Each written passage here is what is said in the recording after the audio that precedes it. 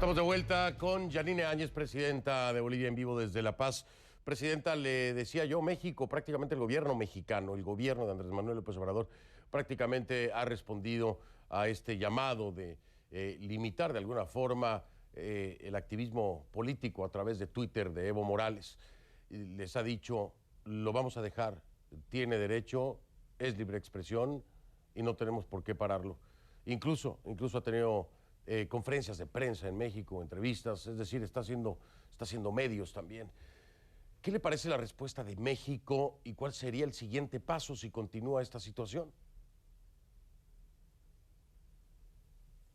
¿Qué le puedo decir, Fernando? A mí me parece una actitud macabra que el gobierno de México pues esté pecando de cómplice de tanta barbarie y de tanta violencia en el país. Evo Morales no respeta tratados internacionales y no nos sorprende, porque en el país estaba acostumbrado a irrespetar la Constitución, a irrespetar las leyes, al extremo de decir de que si la ley traba alguna cosa que él quería hacer, que los abogados le metan nomás porque después lo iban a arreglar.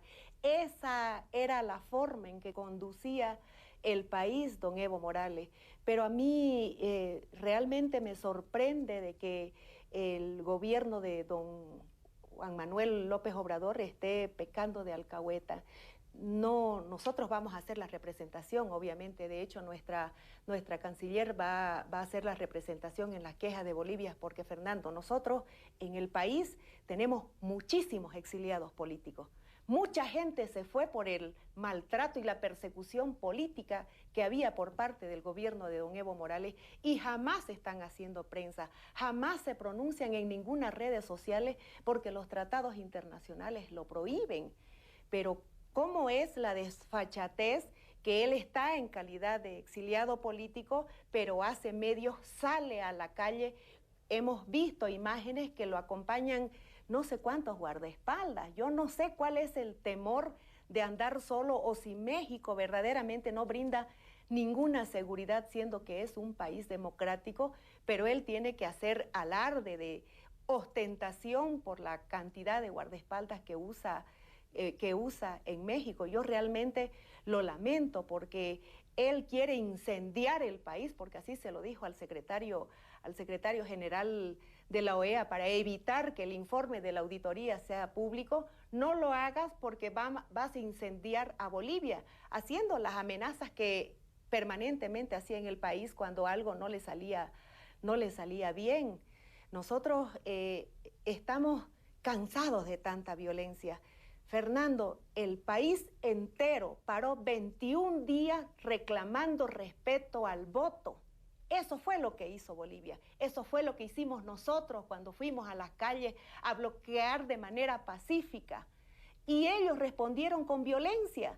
Desde el momento en que el país paró por el reclamo al fraude electoral montado por Evo Morales y sus cómplices, que fueron los del Tribunal Electoral, salimos a las calles porque no es la primera vez que Evo Morales nos engaña en las urnas. El 21 de febrero, para el referéndum de su reelección, sí, le dijimos que no queríamos que sea nuevamente presidente y le importó muy poco lo que nosotros los bolivianos decidimos. Entonces, ¿para qué nos hacía ir a las urnas?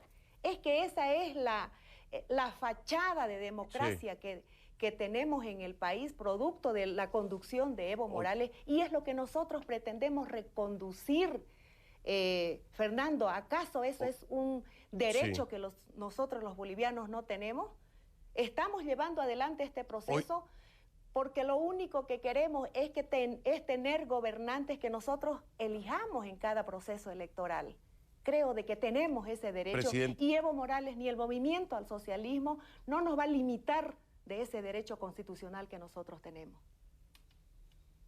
Presidenta, déjeme avanzar en unas decisiones muy importantes que ha tomado su gobierno y me dice si lo he entendido mal.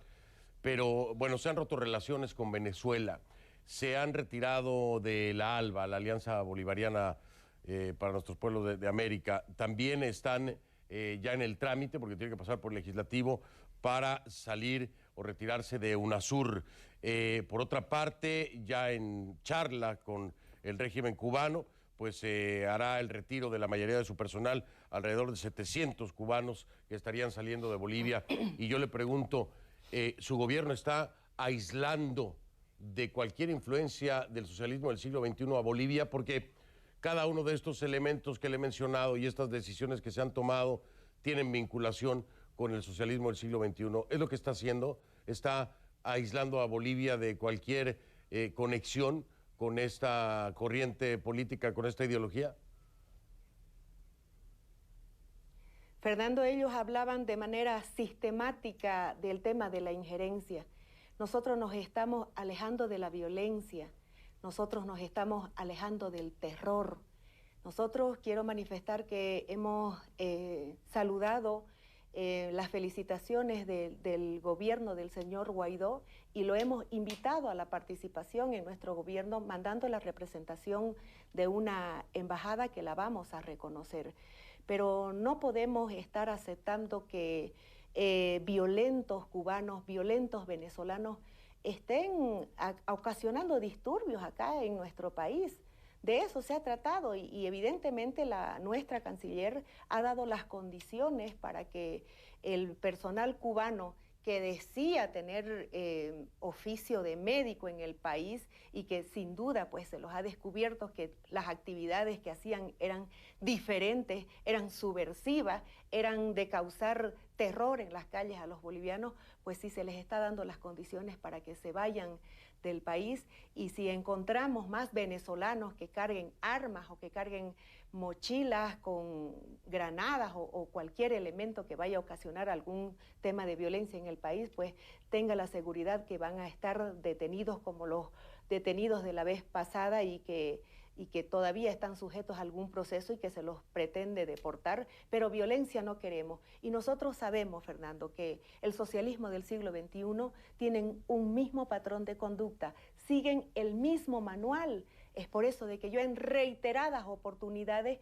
manifestaba que de experiencias ajenas uno tiene que aprender. Y si vemos una Cuba que es una fotografía del año 1960, que son tan limitados, que siempre buscan padrinos para poder sobrevivir, entonces, ¿cuál es el éxito de los cubanos? ¿Cuál es el éxito del socialismo del siglo XXI?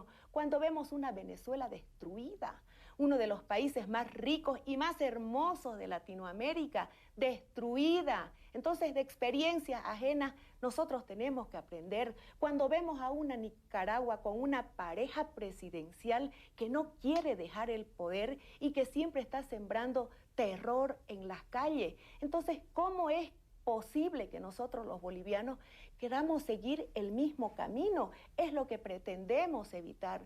Yo le decía la vez pasada, Fernando, que me daba mucha pena que México hubiera tomado ese camino, decidir por el socialismo del siglo XXI. Y créanme que yo conversé con muchísimos mexicanos y les decían, aténganse a las consecuencias, porque ellos siempre buscan mecanismos democráticos para entrar en el poder, pero luego cómo salen del poder, porque ellos no respetan la democracia, ellos desprecian la democracia. Y eso era lo que yo decía, después no se vayan a estar lamentando de haber decidido optar por una opción que a nosotros nos está dejando desafortunadas experiencias. Yo no hacía referencia por el pueblo mexicano en general cuando le otorgaba el asilo político a Evo Morales, sino por la decisión de optar por el socialismo del siglo XXI. Nosotros vemos acá tanta irregularidad por parte de la Embajada de México, porque resulta de que ahora tienen como una veintena de asilados en la embajada, pero resulta de que también vemos que salen, que incitan a la violencia y que después regresan. Es que esto no es una chacota. Los tratados internacionales se tienen que respetar. No pueden estar diciendo estoy asilada en la Embajada de México y salir. Lo escucho, Fernando. Perdón, presidenta, sí, perdón que la interrumpa porque quiero aclarar, detallar, puntualizar esto que me está diciendo. Sí, sé que hay asilados en la Embajada de México, allá en Bolivia, pero tiene prueba fehaciente de que estos asilados, primero, determinar que son todos ellos o casi todos ellos pertenecientes al MAS, ¿no?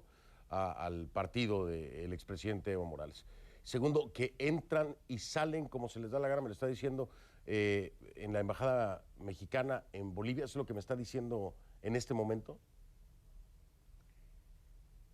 Fernando, de manera inicial teníamos la información de que parlamentarias estaban en calidad de asiladas en la embajada mexicana, pero en una mesa de diálogo tenían que salir y también salían para participar en la mesa de diálogo.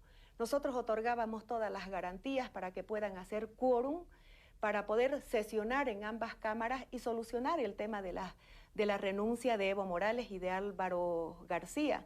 Y ellas decían de que no tenían condiciones para ir porque además que estaban en su calidad de asiladas políticas en la embajada. Pero luego, ¿qué fue lo que vimos?